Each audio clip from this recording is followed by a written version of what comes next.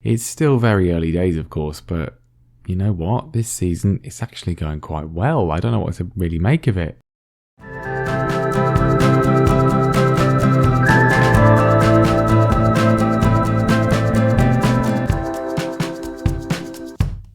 Hello everyone and welcome back to more Norwich City bouncing back, and as shocking as it may well be, things are not a complete and total disaster. I know, right? It's very unusual. Not a complete disaster at all. Of course, last time we started things off with a 1-0 win against Wolverhampton Wanderers, and we have continued in a relatively similar vein since then with some good, decent performances, nothing truly horrendous in any game that we've played. And generally speaking, when you do that, the results tend to be quite good. So, since last time, it's been, mixed, not a perfect record, but a decent record. 2-1 win against Sheffield United, first of all. 2 goals for Simon Henning. Did not get a debut goal, but he did get 2 goals in his second game to make up for it. We then beat Brentford 3-0, getting some revenge for the 3-0 defeat towards the end of last season. Dunn, Davis and Mepham getting all 3 points. There are 1-1 with Chelsea. Not a bad result. We went behind. Ryan Davis got an equaliser to get us a point. Not a bad result at all. Then the first defeat of the season, disappointing. We lost 2-1 to Arsenal. They took the lead early on. We fought back. They then equalised almost immediately after. The problem was that Jamie Hurd was kind of at fault for both goals. But a 3-0 win against AZ Alkmaar in the Europa League group stage. We'll look at that in a minute. Dominic Solanke with 2. Murray McCartney with his first goal of the season late on. A 1-0 win against Everton. It was heading for a 0-0 draw, but Simon Henning rescued us late on from more than deserved 3 points. We got knocked out of the League Cup at the first opportunity to Manchester United, because that's obviously who we got drawn against. No one good, but I fully rotate the team, and actually they did quite well. A 2-1 defeat is not bad at all. Jim Gibson getting a nice goal as well. So yeah, I would have liked to have gone through, but I did not want to play a full strength side, so we are out of that one. A 1-1 draw against Manchester City, then followed Colin Dunn with the goal immediately after Phil Foden scored. We probably could have and should have won the game. Frustrating, but still another good result against Man City. Our record against them throughout the save has been really good. Compared to all the other top 6 sides, our record against City is actually quite impressive. A 2-0 win then against Trabzonspor in the Europa League. That's going quite well. And then the most baffling game of the season, maybe even the whole save, a 0-0 with Leeds United. We should have won this game, because that makes no sense. They did not have a shot, not a shot on target. They had no shot in the entire game. We had 18 shots, 9 on target, 2.18 XG, and we didn't win. It was a 0-0. But the most baffling aspect of it, there were no highlights. Nothing. Not a single highlight all game. And yet we apparently were that good. So that's very confusing. But that was then followed up with a 1-0 win against West Ham United. James Maddison got a goal in the first minute of the game and we never looked back. And that has left us in a very nice position. The Leeds, if we'd beaten Leeds, we would be joint top. We're not joint top. We are instead joint 4th, behind Liverpool on goal difference, behind Aston Villa, and behind Manchester United. That's annoying. We've taken their goalkeeper and he's been okay. He has been okay. However, is Dean Henderson having a great season again? Is he 7.14? He's already conceded 10 goals. That's not great, really, is it? That's not good. But trust him to actually start being good now he's not here. A decent league start for sure, and then Europa League looking like this. 2 games played, we are top of the group, maximum points. You kind of would expect us at this stage to be winning that one without any issue. And we will see if we have any issues today, because we're going to be playing Ghent, AA Ghent, first of all in the Europa League. And then we have got an old friend, Southampton. We have to kind of play them, really. Southampton always seem to play them at some point over the course of a season. But some Europa League action first, and an opportunity to see the sort of second 11 play in this one. So the players for this one are sort of switched around a little bit. Charlie Setford's going to be in goal, Josh Tymon, Scott McKellar, Ben Godfrey and Diarra is going to be the defence. Hervé Diarra is in the sort of second 11 now. He's lost his place to Max Aarons. He's not been particularly good. Midfield is Lewis Cook, Jamie Shackleton and Ryan Davis. James Maddison has come back in to the regular first 11, as really he probably should have been anyway. He is still really our best attacking player despite his slowing physicals. Dominic Solanke on the left hand side, goal machine Dominic Solanke. Jamal Musala's on the right hand side, and then Murray McCartney is up front. The good thing is the tactic does seem to be doing relatively well at the moment. As I said last time, I tweaked it a little bit. We dropped the line back. We've taking out work ball from the box as well. And we got a corner early on. Ryan Davies on corner duty. He puts it in and it goes in from Ben Godfrey. It looked like it went over his head, but he managed to get some direction on it. And we have got ourselves the lead. Again, he's been learning from James Maddison. It's a great delivery. I mean, yeah, Godfrey's not the tallest, but he's outleaped 2 of the Ghent players there, and it's a good start. One from the other side this time. Can we make it 2? This one is cleared away to Alzate, but Davies is on the loose ball, and there's plenty of options for it if he can play a good pass here. He does find Jamal Musiala. Still plenty of options. Murray McCunny's in to make it 2. Murray McCunny makes it 2. What a fantastic start this is. 2 highlights, 2 goals. We like to see it. Good opportunity for some of these guys to sort of show what they can do. I mean, as said, I'm going to rotate the squad fully for between league and cup games, but it's a meritocracy. If you're not playing well and then you play well in these games, then we'll switch things around. Maddison's come in and Aarons has come back in after not starting there initially. Some of these guys may well do the same thing. Josh Tymon, ball in, could be 3. It is 3. Ryan Davies, he's got himself, well, an assist and then a key pass into a goal, and now he's got a goal of his own. Another well-worked move. I mean, Ghent are all at sea, really, and we're well in control. 3 highlights, 3 goals. Can we make it 4? Ryan Davies, left-hand side, heavily involved today, puts it across. The goalkeeper's missed it. It's been put away by Murray McCunny. 4 highlights, 4 goals. This is what we like. Ryan Davies certainly staking a claim to be in the starting lineup. The problem is that he would be starting ahead of James Maddison, who is also very, very good. And that is exactly what I like to see from a first half. Let's keep up in the second. Can we get to double figures? I think it's probably going to be pushing it a little bit. Highlight number 5. Is it going to be goal number 5? Tymon whips it into Solanke. Yes, it is.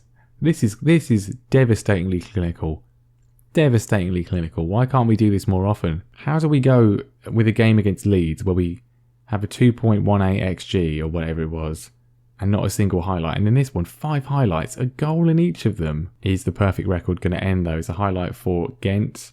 I mean, if they score, I guess it keeps it up. I mean, they haven't scored. The record is ruined unless Charlie Setford can set us away on a counter-attack. McCunny knocks it on to Alzate only, and potentially going to be another attack for Ghent. I mean, I don't want to be complacent, obviously, but we are 5-0 up. So I reckon we're going to be all right. Diarra needs to see a bit more from him. He's not really impressed since he has joined. Musiala looking quite good on the right-hand side. Solanke to Davies, man of the match today, of course. And he scored again. He scored again. It is the same highlight. So it's 6 highlights and 6 goals. I don't think I've ever had this, ever, in all my years of FM. I mean, yeah, all right, there's been games where we've had 1 highlight and we've scored, and that's it. Maybe 2 goals, but 6 highlights and 6 goals. And well, I wasn't even going to commentate on it to start with. There's another highlight. It's another goal. This is a goal for Ghent. No clean sheet for Charlie Setford, but it's a corner. Gacinovic puts it in, and Clarino heads past the despairing Setford. The 2 guys on the line, no idea what they're doing, but what is this game? 7 highlights, 7 goals, and there we go. I mean, that is the definition of key highlights right there. No extraneous nonsense. Goals, goals, goals, and luckily 6 of them were for us. Very good win. Super clinical. Why can't we do that more often? So Southampton up next. We got to be winning this game. If we have any ambitions of winning the league, we have to win this game. So here's the lineup. Jamie Hurd comes back into goal. As said, he's not been absolutely amazing. He's been okay. He made some good saves, but a couple of weird moments from him. But he's still young. Not that really helps us now because it's the final season. But anyway, Lewis, Tamori, Mepham, and Aarons is the traditional defence. They're all back in. Phillips, Wilson, and Maddison is midfield. Need to see more from George Wilson. He started out like a house on fire when we signed him. He's not been particularly amazing since then. Could well find his place up for grabs. Dunn is on the right hand side. Aaron Hitchman as well. Not amazing on the left hand side. But then that position seems basically cursed unless you're Dominic Solanke. In fact, Solanke goes on the bench for exactly that reason. And then Simon Henning is up front, has done okay, quite a few goals so far this season. Not prolific, but then again, we just never seem to have a particularly prolific striker since Adam gave up the ghost. Corner early on, Maddison goes short this time, flicks it to Phillips, plays it in. Chris Mepham's there, and I thought that was in. Well, Maddison was offside anyway, it wouldn't have counted, but good early opportunity. Can he get another one in? He goes this time, and again, we're close. Mepham again, not far away. maybe we should be playing Davis. I mean, he's done well when he's played, but we again nearly scored another opportunity. Hitchman wastes it. Action-packed start, lots of chances, still no goals. Didn't even get any of them on target, did we? And now here come Southampton. I mean, this, as I say, this needs to be 3 points. Home game against Southampton. We've got to be winning this one. Maddison to Hitchman. Want to see a bit more from him today. Goes for the strike. I mean, that's what I want to see. That is exactly what I want to see. First goal of the season. And what a strike from Aaron Hitchman. That's the form he showed for Sevilla last season. That is why I've backed him in the team. Great work from Dunn and Maddison, and then the run from Hitchman. The strike is outstanding. Beautifully curls it around the goalkeeper, who seems to have a serious head injury because he just went through the goalpost. But we have got a deserved lead. And we go into the break with the lead and in a pretty dominant performance so far. Southampton have one attempt on goal. We're coming forwards once more. Hitchman, the goal scorer, loses out though. And potential counter for Southampton, but the defence is alive to it. Good control from Mepham, confident clearance from him, and Dunn whips the ball out to the goal scorer, who looks to cross it back to Maddison, and what a strike that is as well. 2-0, an assist from Hitchman to add to his goal. I wanted to see more from him. This is exactly what I wanted to see. Colin Dunn, by the way, some excellent passes today, involved in both goals. Great control from Hitchman, pulls it back, and then James Maddison is just, he's not, if he pulls the trigger like that, he invariably scores. I just paused it to go defensive, and as soon as I did, a highlight started. It's a highlight potentially for Southampton. I mean, well, it was some comical blocking. We managed to get away a little bit, clear the lines, but only not far enough really, and Southampton can maybe come forwards again. There's danger on here. There's always danger in the final 5 minutes. Doesn't matter what we do, how far ahead we are, we're always got the capacity for complacency. And it's a great save from Hurd, from Obafemi. It's a cat-like reaction from him.